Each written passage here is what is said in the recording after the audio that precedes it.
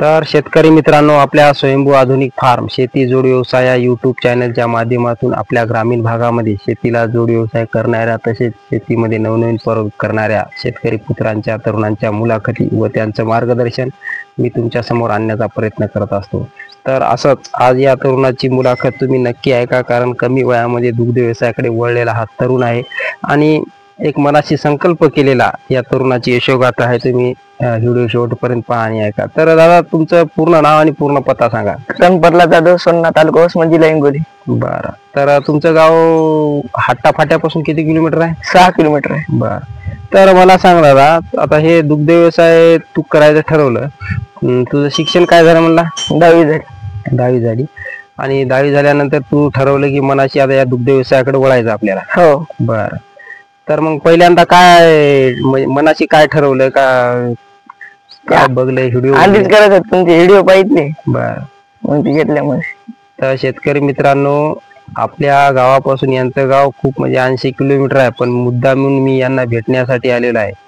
तर या तरुणांनी दुग्ध व्यवसायाचे आपल्या चॅनलचे व्हिडिओ बघून दुग्ध व्यवसाय करण्याचा संकल्प केलेला आहे आणि त्याच्यामध्ये नवनवीन आता प्रयोग करण्याचं तत्व या तरुणांनी बाळगलं आहे। तर आपण त्याबद्दल आता यांना विचारणार आहोत। तर मला सांग दादा, आता म्हशी तू कधीपासून लक्ष घालायला दुग्ध व्यवसाय? 4 महिने झाले। बरं, तर पहिल्यांदा किती म्हशी आणल्या होत्या? पहिल्यांदा एकच आणली होती आणि ती मेली मग सर। बरं बरं, तिच्यामध्ये काय चुका झाल्या का? त्यामध्ये ती म्हशी म्हणजे वासरू पोटात मेलत। असं का? म्हणजे विकत आणताना थोडं आपण हे बाजारातून आणली होती? नाही ना, अशीच गावातून घेतली ती। बरं बरं, शेतकरी हा, नैसर्गिक आपत्ती शेतकऱ्यासमोर येतच असते, हे की नाही? बरं, तर पहिल्यांदा कोणती म्हसड आणली होती? म्हैस शी आणली। ती म्हैस आणली का? बरं बरं, तर ही म्हैस कुठून आणली, बाजारातून का? जवळा बाजार। जवळा बाजार। बरं, कितीला आणली बाई? ही 70,000ला? हो। बरं, मग आणली त्यावेळेस गाभण होती का इलेली? इलेली। बरं, मग किती लिटर दूध देते? 3 दिवस झाले, आता 3 महिन्याची गाभणी, आता 2.5 झाली। 2.5 लिटर एका टायमाला? हो। बरं बरं, मग दुसऱ्या वेळेस कोणती ही म्हैस ही आणली परभणी। परभणी आणली? हो। बरं बस, ही परभणी आणली का? ही कितीला आणली बाय? ही 65,000ला। बरं, मग त्यावेळेस ही गाभण होती का दूध देते? गाभण होती, म्हणजे 2-4 दिवसाला येते असं। हा, मग तुमच्या इथं आल्यावर किती दिवसाला येईल? मग लगेच 2 दिवसाला येते। असं का? बरं, मग ही किती लिटर दूध देते बरं? ही 3 देते। 3 लिटर का? येऊन 2.5 महिने होते। 2.5 महिने का? हो। बरं, आणि ही म्हैस? ही म्हैस दीड महिना झाला आम्ही। ही जवळ बाजारावरून घेतली। 65ला घेतली। 65ला का? हो, जवळ बाजारला। बरं बरं, मग आता दूध देते का गाभण? हा, दूध देते। 3 लिटर देते एका टायमाला। 3 लिटर देते का? इथं वासरून गेले त्याच्यावर। बरं बरं, 3.5 दिवस झाले।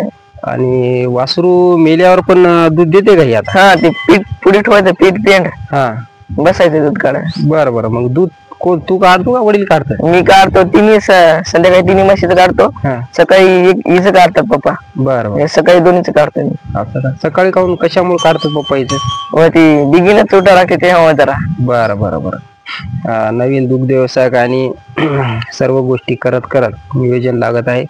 तर मग मला सांग, दूध डेअरीला देता का वरवे काय? डेअरीला। बरं बरं, गावात डेअरी आहे का? नाही, हट्टा फाटा का? बरं बरं, मग किती लिटर दूध निघते 3 म्हशीत? 15 लिटर जाते 2 टायमाचं। 2 टाइम? 15-16 लिटर रोज? हो। बरं, तर मग हप्ता किती येते डेअरीचा? 8-8.5 रुपये ते हप्ता। बरं, आणि याला ढेप वगैरे? फायना 1.5 किलो टायमाला। एका टायमाला? हो।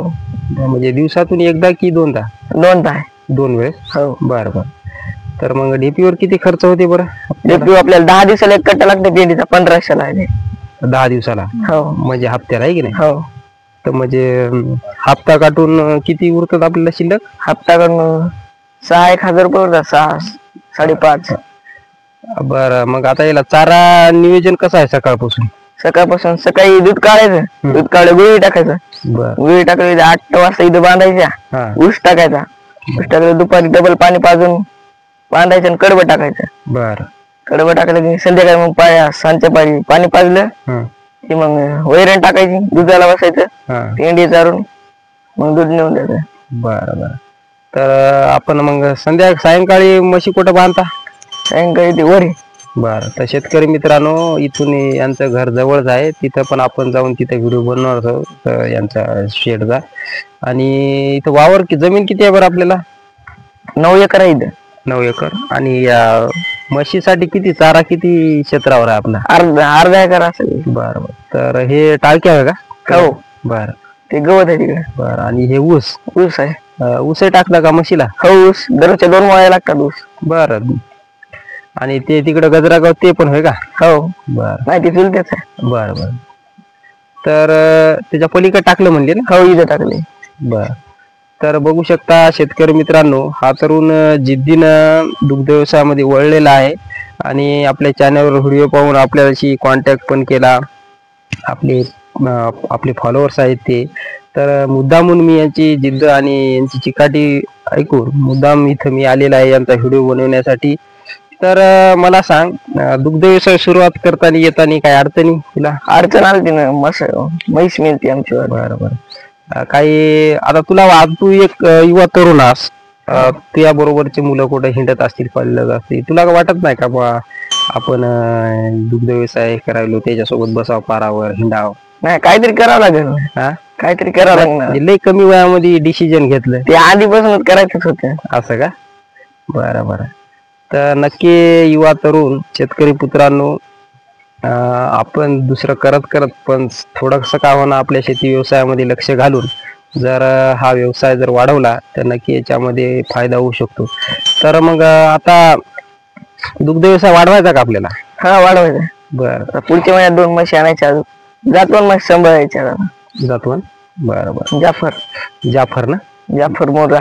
बरं. आणि तिकडं आपले शेड वगैरे आपण पाहूत ना, तिकडेच बनवायचं का पुन्हा? हो. चांगलं. बर, तर मला एक सांग, ज्यावेळेस आपण एका म्हशीपासून सुरुवात केली ना?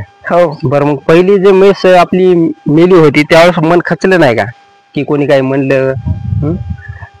घरचे म्हणले सांभाळू नका, असे हे होते. हा, नुकसान होते. नुकसान नाही, शेण चुरते, घरची करू देणे गेली. असं का? डबल ते करून आणली ही म्हैस आणली. बरं बरं. म्हणजे तू जिद्दीनच समजा याच्यात लक्ष घालायला सुरुवात केली आहे की नाही? हो. बर, तर बघू शकता शेतकरी मित्रांनो, कुठेतरी गावात वेळ घालवण्यापेक्षा असं व्यवसाय करून आपण असं आपलं स्वतःचं स्वराज्य निर्माण करू शकतो आणि आपल्या व्यवसायाचे आपण मालक होऊ शकतो. या तरुणांनी यांच्या यशोगाथेत आपलं सांगलेलं आहे. तर चला आता आपण त्यांच्या तिकडल्या शेडचं नियोजन पाहूया. तर शेतकरी मित्रांनो, तिथं त्यांच्या म्हशी आहेत आणि इथं यांचं एक घर आहे बघू शकता. आणि या घराच्या बाजूला तिथे यांचं शेड केलेलं आहे. कमी खर्चामध्ये मस्त या तरुणांनी सुरुवात केलेली आहे. तर सायंकाळी इथं म्हशी बांधता का? हो. बरं बरं. तर मग सकाळी तिकडे कधी नेता म्हशी? सकाळी 8 वाजता. 8 वाजता सकाळी. सायंकाळी कधी बांधता इकडं? इकडं 5ला. 5ला आणता का? बरं. इथं पाण्याची व्यवस्था कशाची आहे? पाण्या नदीच आहे, विहीर आहे आमची. बरं बरं. विहिरीचं पाणी येते घरी? हो. हे उकंडा दिसायला आपला. आणि हे बघू शकता शेतकरी मित्र, हे 2 वगारते म्हशी आहे. हो, हल्ली. बरं, तर मग सायंकाळी शेड मध्ये बांधता का? हो. बरं, तर बघू शकता शेतकरी मित्रांनो, कमी खर्चामध्ये हे शेड केलेलं आहे आणि घरच्या घरी. तर हे शेड कधी केलेलं आहे? त्याला झाले 2 वर्ष. याला 1 वर्ष झाले. त्या अलीकडे 1 वर्ष का? बरं, किती खर्च आला असेल या शेडला अंदाजित? 50,000 रुपये आला असेल. 50,000. बरं, तर मग दुसरं शेड बीड करायचा विचार आहे काय? हो. बरं. बेड. बरं बरं. दुग्ध व्यवसाय वाढवायचा आहे की नाही? हो. बरं. आणि मला एक सांग, कुटार वगैरे पण पुन्हा गोळा करून ठेवता का? आता हरभऱ्याचा इद्रोग करायचं मग. बरं, आणि म्हशी इकडे बांधायची आहे की नाही? हो. बरं, तर बघू शकता शेतकरी मित्रांनो, मस्त कमी खर्चामध्ये नियोजन केलेलं आहे आणि पदशीर बघू शकता. आणि अशा प्रकारे नियोजन करून दिवसभर तिकडे राहतात. पावसाळ्यात मग तिकडे नसायच्या का? इकडेच राहायच्या? हो, पावसाळ्यात तिकडे राहता. तिकडे बांधत दिवस.